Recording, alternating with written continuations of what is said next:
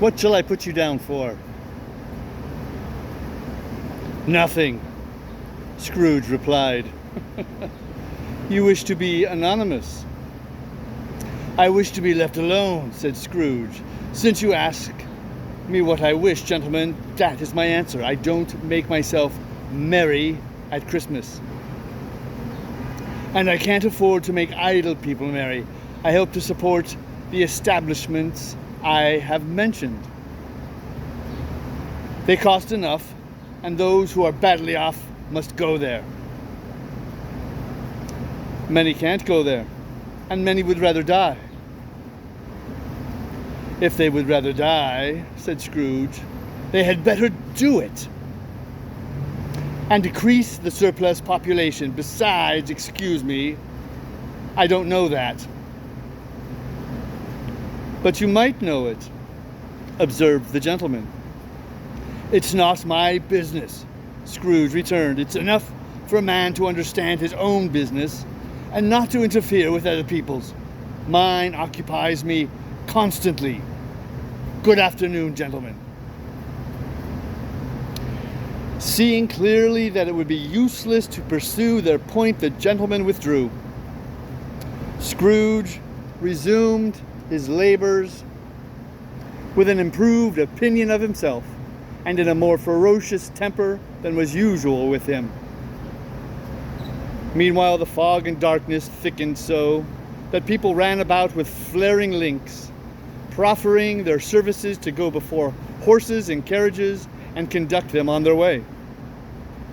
The ancient tower of a church, whose gruff old bell was always peeping slyly down at Scrooge out of a Gothic window in the wall, became invisible, and struck the hours and quarters in the clouds with tremulous vibrations afterwards, as if its teeth were chattering in its frozen head up there. The cold became intense. In the main street at the corner of the court, some laborers were repairing the gas pipes and had lighted a great fire in a brazier,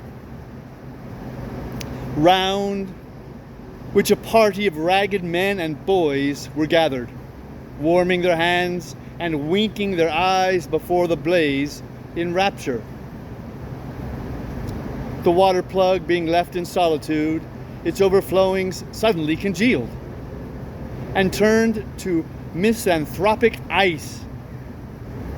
The brightness of the shops, where holly sprigs and berries crackled in the lamp heat of the windows, made pale faces ruddy as they passed. Poulterers' and grocers' trades became a splendid joke, a glorious pageant, with which it was next to impossible to believe that such dull principles as bargain and sale had anything to do.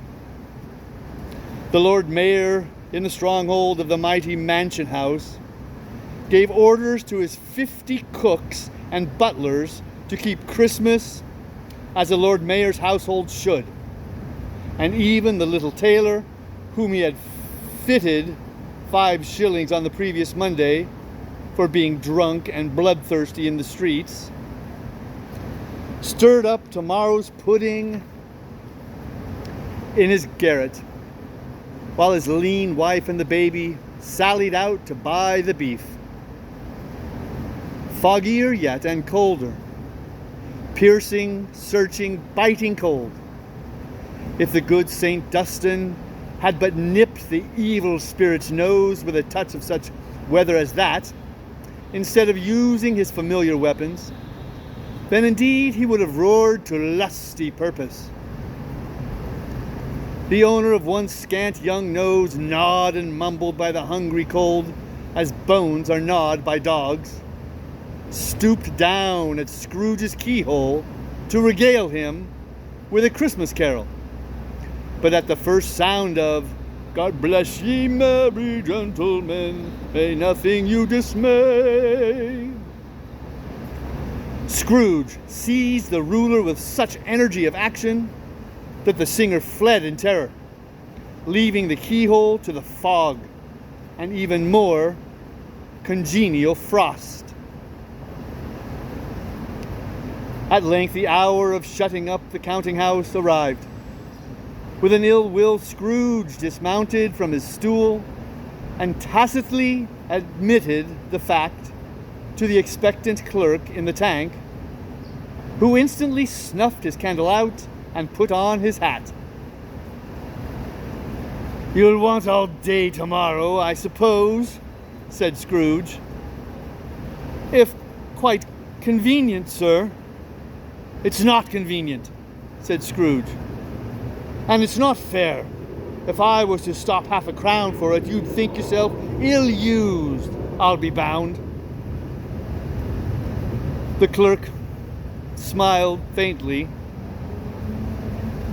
"And yet," said Scrooge, "you don't think me ill-used when I pay a day's wages for no work?"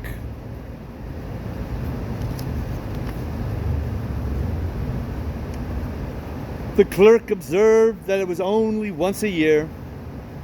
"A poor excuse for picking a man's pocket every 25th of December," said Scrooge, buttoning his greatcoat to the chin. "But I suppose you must have the whole day. Be here all the earlier next morning." The clerk promised that he would, and Scrooge walked out with a growl. The office was closed in a twinkling, and the clerk, with the long ends of his white comforter dangling below his waist, for he boasted no greatcoat, went down a slide on Cornhill at the end of a lane of boys 20 times in honor of its being Christmas Eve, and then ran home to Camden Town as hard as he could pelt to play at Blind Man's Buff. Scrooge took his melancholy dinner in his usual melancholy tavern, and having read all the newspapers and beguiled the rest of the evening with his banker's book, went home to bed. He lived in chambers which had once belonged to his deceased partner. They were a gloomy suite of rooms in a lowering pile of building up a yard, where it had so little business to be that one could scarcely help fancying it must have run there when it was a young house, playing at hide-and-seek with other houses, and have forgotten the way out again. It was old enough now and dreary enough, for nobody lived in it but Scrooge, the other rooms being all let out as offices. The yard was so dark that even Scrooge, who knew its every stone, was fain to grope with his hands. The fog and frost so hung about the black old gateway of the house that it seemed as if the genius of the weather sat in mournful meditation on the threshold. Now, it is a fact that there was nothing at all particular about the knocker on the door, except that it was very large. It is also a fact that Scrooge had seen it night and morning during his whole residence in that place. Also that Scrooge had as little of what is called fancy about him as any man in the city of London, even including, which is a bold word, the corporation, aldermen, and livery. Let it also be borne in mind that Scrooge had not bestowed one thought on Marley since his last mention of his 7 years dead partner that afternoon. And then let any man explain to me, if he can, how it happened that Scrooge, having his key in the lock of the door, saw in the knocker, without its undergoing any intermediate process of change, not a knocker, but Marley's face.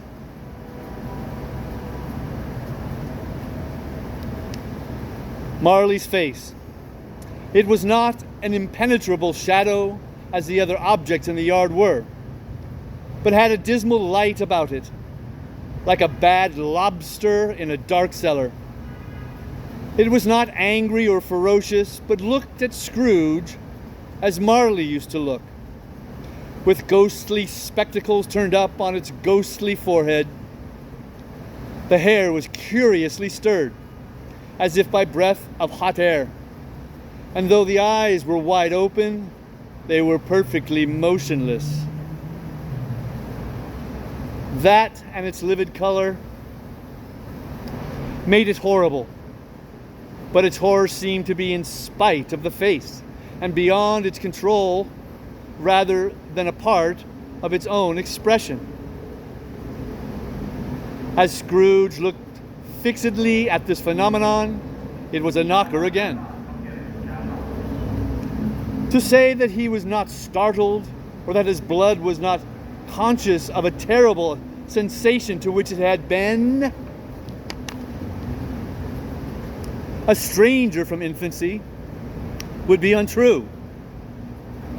But he put his hand upon the key he had relinquished, turned it sturdily, walked in, and lighted his candle. He did pause with a moment's irresolution before he shut the door. And he did look cautiously behind it first, as if he expected to be terrified with the sight of Marley's pigtail sticking out into the hall. But there was nothing on the back of the door except the screws and nuts that held the knocker on. So he said, "Pooh, pooh," and closed it with a bang. The sound resounded through the house like thunder. Every room above and every cask in the wine merchant's cellars below appeared to have a separate peal of echoes of its own. Scrooge was not a man to be frightened by echoes. He fastened the door and walked across the hall and up the stairs, slowly too, trimming his candle as he went. You may talk vaguely about driving a coach and six up a good old flight of stairs, or through a bad young Act of Parliament, but I mean to say you might have got a hearse up that staircase and taken it broadwise, with the splinter bar towards the wall and the door towards the balustrades, and done it easy. There was plenty of width for that, and room to spare, which is perhaps the reason why Scrooge thought he saw a locomotive hearse going on before him in the gloom. Half a dozen street lamps out of the street wouldn't have lighted the entry too well, so you may suppose that it was pretty dark with Scrooge's dip.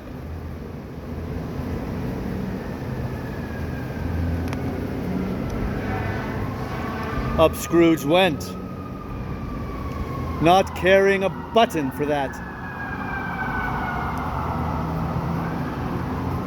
Darkness is cheap,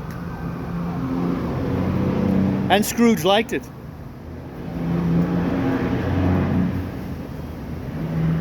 But before he shut his heavy door, he walked through his rooms to see that all was right. He had just enough recollection of the face to desire to do that. Sitting room, bedroom, lumber room, all as they should be. Nobody under the table, nobody under the sofa. A small fire in the grate. Spoon and basin ready, and the little saucepan of gruel, Scrooge had a cold in his head, upon the hob. Nobody under the bed, nobody in the closet, nobody in his dressing gown, which was hanging up in a suspicious attitude against the wall.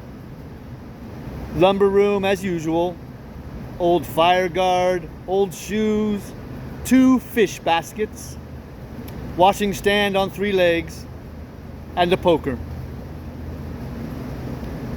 Quite satisfied, he closed his door and locked himself in, double-locked himself in, which was not his custom. Thus secured against surprise, he took off his cravat, put on his dressing gown and slippers and his nightcap, and sat down before the fire to take his gruel. It was a very low fire indeed, nothing on such a bitter night. He was obliged to sit close to it and brood over it before he could extract the least sensation of warmth from such a handful of fuel.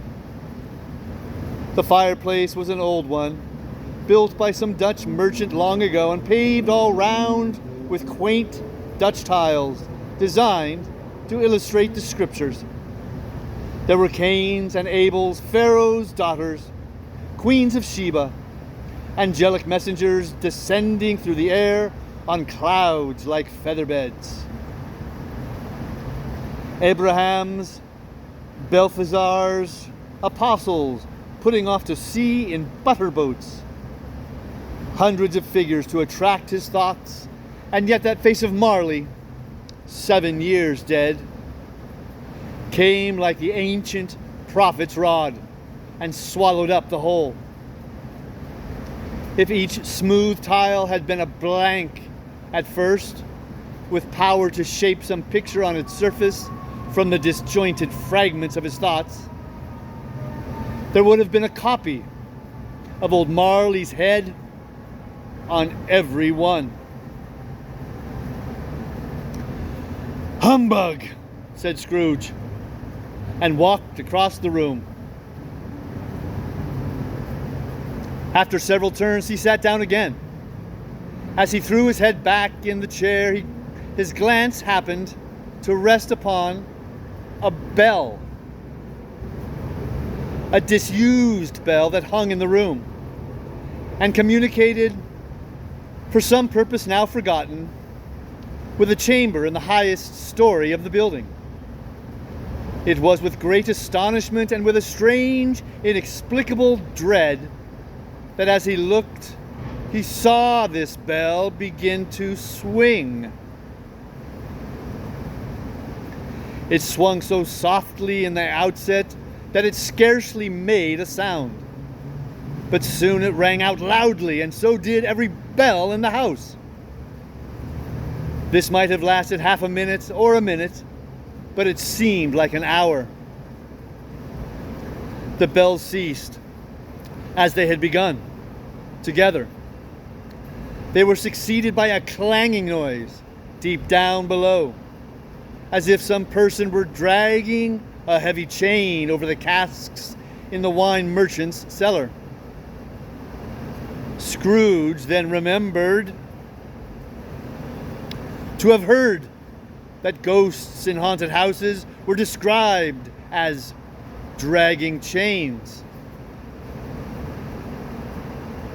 The cellar door flew open with a booming sound, and then he heard the noise much louder on the floors below, then coming up the stairs, then coming straight towards his door. "It's humbug still," said Scrooge. "I won't believe it." His color changed. His color changed, though, when, without a pause, it came on through the heavy door and passed into the room before his eyes. Upon its coming in, the dying flame leaped up as though it cried, "I know him, Marley's ghost!" and fell again. The same face, the very same. Marley in his pigtail, usual waistcoat, tights, and boots, the tassels on the latter bristling like his pigtail, and his coat skirts, and the hair upon his head. The chain he drew was clasped about his middle. It was long and wound about him like a tail, and it was made, for Scrooge observed it closely, of cash boxes, keys, padlocks, ledgers, deeds, and heavy purses wrought in steel. His body was transparent, so that Scrooge, observing him and looking through his waistcoat, could see the 2 buttons on his coat behind. Scrooge had often heard it said that Marley had no bowels, but he had never believed it until now. Nor did he believe it even now, though he looked the phantom through and through and saw it standing before him, though he felt the chilling influence of its death-cold eyes and marked the very texture of the folded handkerchief bound about its head and chin, which wrapper he had not observed before. He was still incredulous and fought against his senses. "How now?" said Scrooge, caustic and cold as ever. "What do you want with me?" "Much," said Marley's voice. "No doubt about it." "Who are you?" "Ask me who I was." "Who were you then?" said Scrooge, raising his voice. "You're particular for a shade," he was going to say, "to a shade," but substituted this as more appropriate. "In life I was your partner, Jacob Marley." Can you sit down?" asked Scrooge, looking doubtfully at him. "I can." "Do it then." Scrooge asked the question, but he didn't know whether a ghost so transparent might find himself in a condition to take a chair, and felt that in the event of it being impossible, it might involve the necessity of an embarrassing explanation. But the ghost sat down on the opposite side of the fireplace as if he were quite used to it. "You don't believe in me," observed the ghost. "I don't," said Scrooge. "What evidence would you have of my reality beyond that of your own senses?" "I don't know," said Scrooge. "Why do you doubt your senses?" "Because," said Scrooge, "a little thing affects them. A slight disorder of the stomach makes them cheat. You may be an undigested bit of beef, a blot of mustard, a crumb of cheese, a fragment of an underdone potato. There's more of gravy than of grave about you, whatever you are." Scrooge was not much in the habit of cracking jokes, nor did he feel in his heart by any means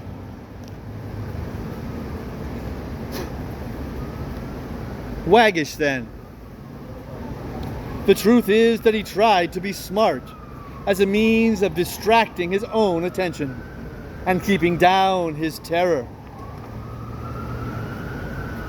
For the specter's voice disturbed the very marrow in his bones.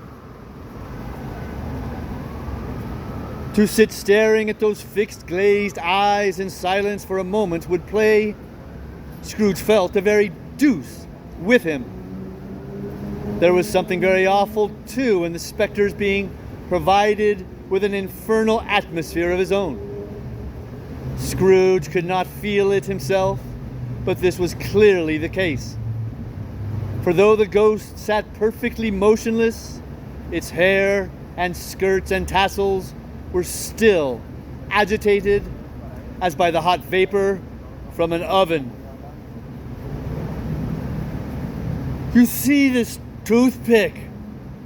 said Scrooge, returning quickly to the charge for the reason just assigned, and wishing, though it were only for a second, to divert the vision's stony gaze from himself. "I do," replied the ghost. You are not looking at it, said Scrooge. But I see it, said the ghost, notwithstanding. Well, returned Scrooge, I have but to swallow this and be for the rest of my days persecuted by a legion of goblins, all of my own creation. Humbug, I tell you, humbug. At this the spirit raised a frightful cry and shook its chain with such a dismal and appalling noise that Scrooge held on tight to his chair to save himself from falling in a swoon. But how much greater was his horror when the phantom, taking off the bandage round his head, as if it were too warm to wear indoors, its lower jaw drops down upon its breast. Scrooge fell upon his knees and clasped his hands before his face. Mercy, he said. Dreadful apparition, why do you trouble me? Man of the worldly mind, replied the ghost, do you believe in me or not? I do, said Scrooge. I must, but why do spirits walk the earth and why do they come to me? It is required of every man, the ghost returned, that the spirits within him should walk abroad among his fellow men and travel far and wide. And if that spirit goes forth in life, it is condemned to do so after death. It is doomed to wander through the world. Oh, woe is me! And witness what it cannot share, but might have shared on earth, and turned to happiness. Again the spectre raised a cry and shook its chains and wrung its shadowy hands. You are fettered, said Scrooge, trembling. Tell me why. I wear the chain I forged in life, replied the ghost. I made it link by link and yard by yard. I girded it on my own free will, and of my own free will I wore it. Is its pattern strange to you? Scrooge trembled more and more. Or would you know, pursued the ghost, the weight and length of the strong coil you bear yourself? It was full, as heavy, and as long as this 7 Christmas Eves ago. You have labored on it since. It is a ponderous chain. Scrooge glanced about him on the floor in the expectation of finding himself surrounded by some 50 or 60 fathoms of iron cable. But he could see nothing. Jacob, he said imploringly. Old Jacob Marley, tell me more. Speak comfort to me, Jacob. I have none to give, the ghost replied. It comes from other regions, Ebenezer Scrooge, and is conveyed by other ministers to other kinds of men. Nor can I tell you what I would. A very little more is all permitted to me. I cannot rest, I cannot stay. I cannot linger anywhere. My spirit never walked beyond our counting house. Mark me, in life my spirit never roved beyond the narrow limits of our money changing holes, and weary journeys lie before me. It was a habit with Scrooge, whenever he became thoughtful, to put his hands in his breeches pockets. Pondering on what the ghost had said, he did not, now, but without lifting up his eyes or letting go of his knees. "You must have been very slow about it, Jacob," Scrooge observed in a businesslike manner, though with humility and deference. "Slow," the ghost repeated. "7 years dead," mused Scrooge, "and traveling all the time." "The whole time," said the ghost. "No rest, no peace, incessant torture of remorse." "You travel fast," said Scrooge. "On the wings of the wind," replied the ghost. "You might have got over a great quantity of ground in 7 years," said Scrooge. The ghost, on hearing this, set up another cry and clanked its chain so hideously in the dead silence of the night that the ward would have been justified in indicating it for a nuisance. Oh, captive bound and double ironed," cried the phantom, "not to know that ages of incessant labor by immortal creatures for this earth must pass into eternity before the good of which it is susceptible is all developed. Not to know that any Christian spirit working kindly in its little sphere, whatever it may be, will find its mortal life too short for its vast means of usefulness. Not to know that no space of regret can make amends for one life's opportunities misused. Yet such was I. Oh, such was I.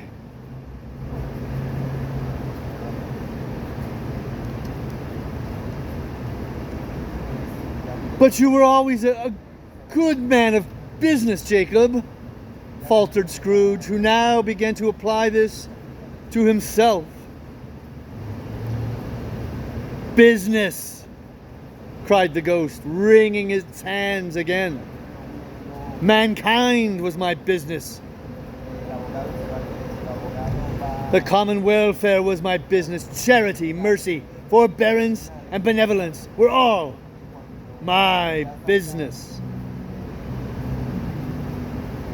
The dealings of my trade were but a drop of water in the comprehensive ocean of my business.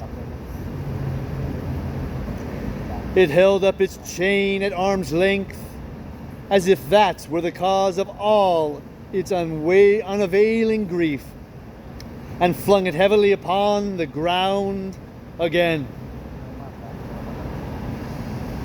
At this time of the rolling year, the spectre said, I suffer most.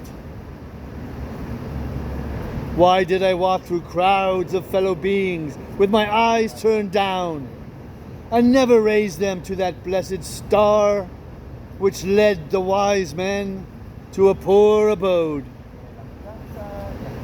Were there no poor homes to which its light would have conducted me?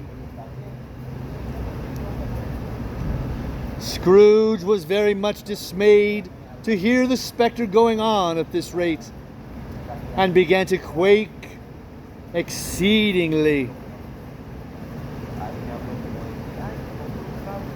Hear me, said the ghost. My time is nearly gone.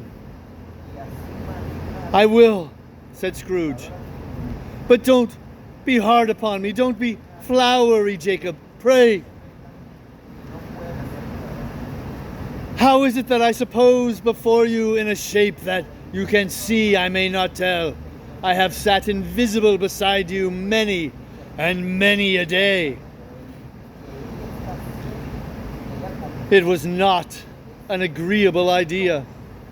Scrooge shivered and wiped the perspiration from his brow. There is no light part of my penance, pursued the ghost. I am here tonight to warn you that you have yet a chance and hope of escaping my fate.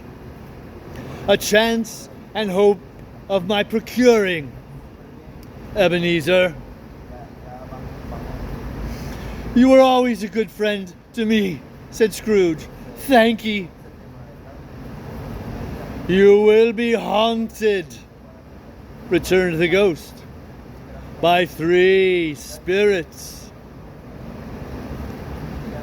Scrooge's countenance fell almost as low as the ghost's had done. Is that the chance and hope you mention, Jacob? He demanded in a faltering voice. It is. I think I'd rather not, said Scrooge. Without their visits, said the ghost, you cannot hope to shun the path I tread. Expect the first tomorrow, when the bell tolls 1. Couldn't I take 'em all at once and have it over, Jacob? Hinted Scrooge. Expect the second on the next night, at the same hour. The third upon the next night, when the last stroke of 12 has ceased to vibrate. Look to see me no more. And look that, for your own sake, you remember what has passed between us.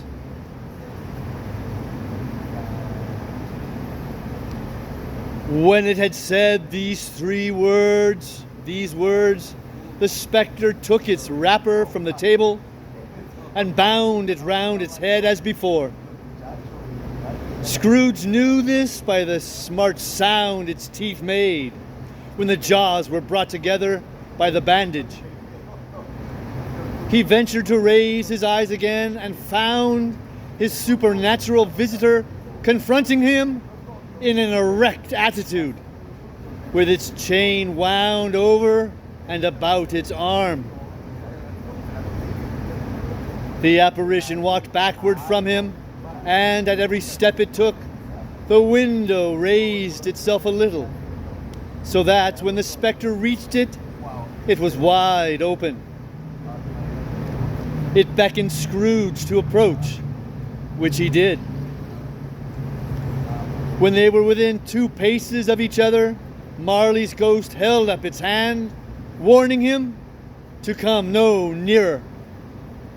Scrooge stopped. Not so much in obedience as in surprise and fear, for on the raising of the hand he became sensible of confused noises in the air, incoherent sounds of lamentations and regret, wailings inexpressibly sorrowful and self-accusatory. The spectre, after listening for a moment, joined in the mournful dirge and floated out upon the bleak, dark night.